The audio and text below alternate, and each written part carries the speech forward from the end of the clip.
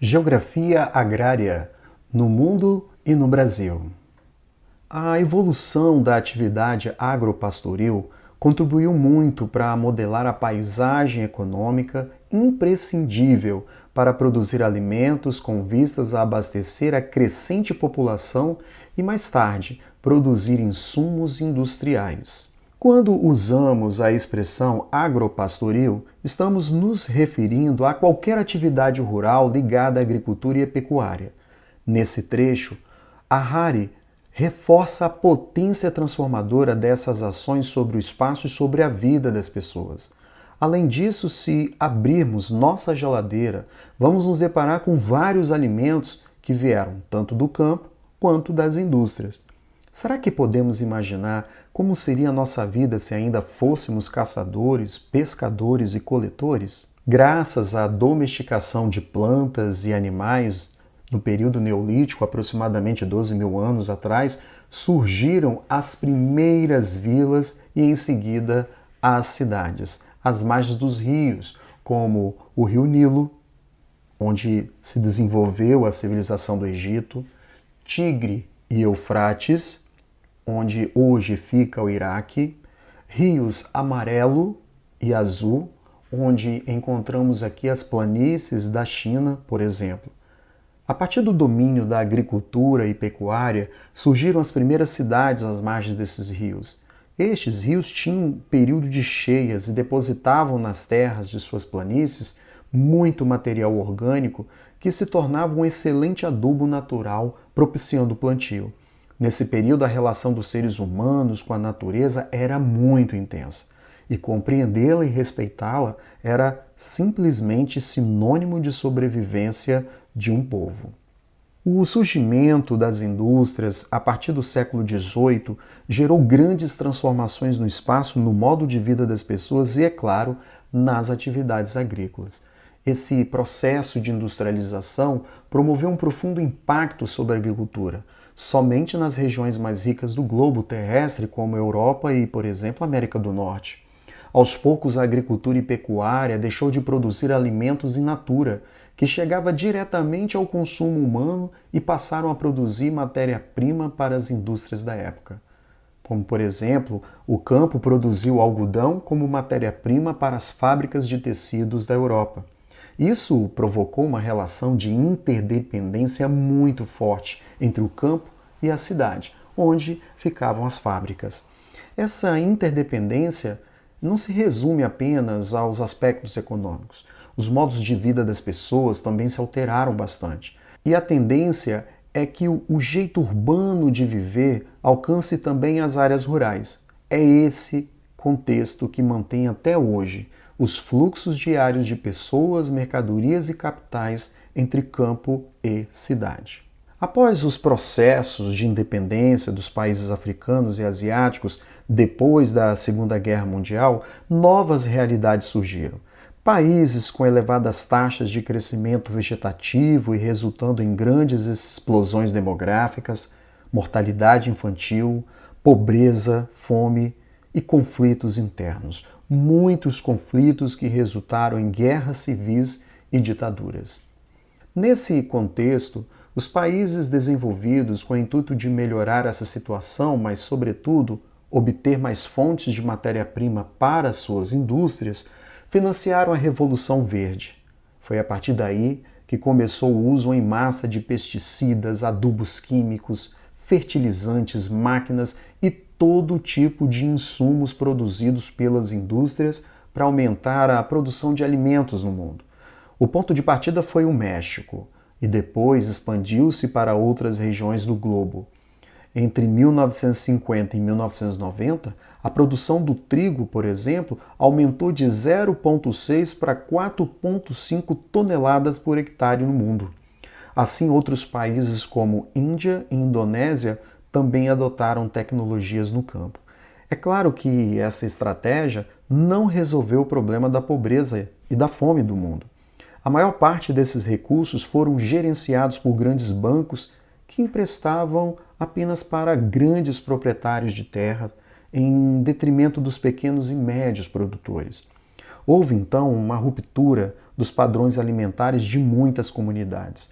A sua alimentação tradicional, aos poucos, foi sendo substituída por novas espécies com características nutricionais diferentes e até muitas vezes inferiores. Além disso, os países pobres que não produziam tecnologia ficaram totalmente dependentes dos países ricos, que produziam e vendiam todos os avanços tecnológicos que eram utilizados no campo. Houve então, a partir daí, um grande aprofundamento dos contrastes sociais desses países ao longo de décadas. Nas regiões em que predominava a exportação de produtos, havia muita gente passando fome. No fim das contas, o uso de sementes transgênicas, de herbicidas de última geração, foi responsável por multiplicar em até 4 vezes a produção, enquanto que a área plantada ampliou-se em cerca de 30%. E ainda, na maioria dos países pobres, os sistemas agrícolas predominantes continuavam sendo as plantations e a agricultura de subsistência. Hoje, nós podemos classificar as grandes diversidades de práticas agropecuárias em sistemas. De um modo geral, podemos reunir todas elas em 2 grandes grupos. A da agropecuária extensiva, que é praticada em grandes ou pequenas extensões de terras, com baixos investimentos, com muita utilização de mão de obra, nenhuma especialização e pequena produtividade. Em geral, a agropecuária extensiva vincula-se a grandes latifúndios ou a pequenas propriedades familiares de subsistência. A da agropecuária intensiva, que pode ser praticada em grandes e pequenas propriedades, possui baixa utilização de mão de obra e fortes investimentos em mecanização e tecnologias. Apresenta elevado grau de produtividade e muitas vezes destina-se à exportação. Ainda podemos classificar as práticas agrícolas e pecuárias a partir dos países desenvolvidos, como Estados Unidos, Canadá e a região, a União Europeia, e a partir dos países que estão em desenvolvimento, incluindo também os mais pobres. No caso dos Estados Unidos, por exemplo, no século XIX houve uma construção de ferrovias transcontinentais e a melhoria do transporte fluvial permitiram o acesso dos agricultores às cidades do leste dos Estados Unidos e, é claro, ao mercado europeu. A agricultura tornou-se um grande mercado consumidor para as indústrias de máquinas e também de equipamentos. A maior parte da produção agropecuária vem de propriedades altamente capitalizadas, muitas se especializam e formam grandes centurões agrícolas, conhecidos como belts, em função do tipo do clima, do solo e, é claro, do relevo. Por exemplo, o cinturão do trigo, como a gente pode observar aqui, o cinturão do milho, o cinturão do algodão, o cinturão dos laticínios, Então tudo isso se torna exemplo dessa forma de organização da geografia agrária dos Estados Unidos. Na porção nordeste do país, mais ou menos nessa região aqui, próximo aos grandes centros urbanos, a região dos lagos, há atividades agrícolas como pecuária extensiva e hortifruticultura em terrenos menores. O país ele é considerado o maior produtor e exportador de milho como matéria-prima para ração animal e de óleos vegetais. Ocupa regiões do alto e médio curso do rio Mississippi e esse trigo é produzido principalmente para o mercado externo e é cultivado nas regiões da fronteira com o Canadá e também o meio-oeste. Já o algodão predomina nas áreas em torno do rio Mississippi. Para financiar os custos de produção nesses países da União Europeia, os mandatários usam metade do orçamento da União Europeia na Política Agrícola Comum, PAC. O tamanho dos terrenos é menor e tem caracteres familiares e são os principais empregadores das áreas rurais.